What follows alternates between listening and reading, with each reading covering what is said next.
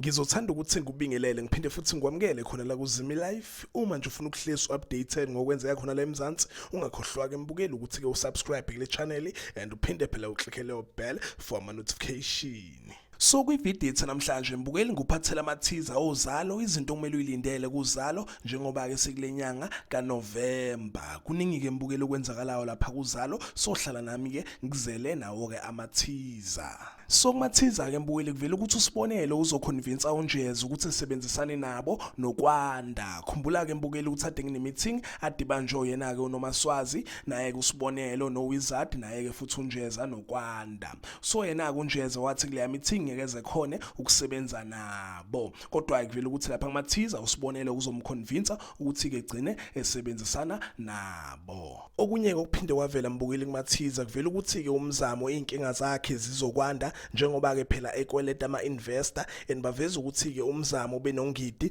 bazokwenza ke i-deal nama-investor and Nkunzi ke uzothola ukuthi ke khona into eyenzakalayo wrong and baphinde baveza ukuthi uNkunzi uzoba nesitha esisha. Okunye ke mbukeli okuvelile kuma-teaser kuvela ukuthi ke uMamlambo uzofuna ukuvala i-youth center ngenxa ke yakhe uhlelo yokuthi ke elale nabafana abancane. uMamlambo uzobe sabela impilo yakhe njengoba ke phela umphakathi ublema yena. Okunye okuphinde kwavela mbukeli kuma-teaser kuvela ukuthi ke uGabisile uzoba busy kakhulu ngendaba ke thinta umphakathi okamashu nanendaba ke ukuhlukunyezwa kwezingane nendaba ke kaHlelo.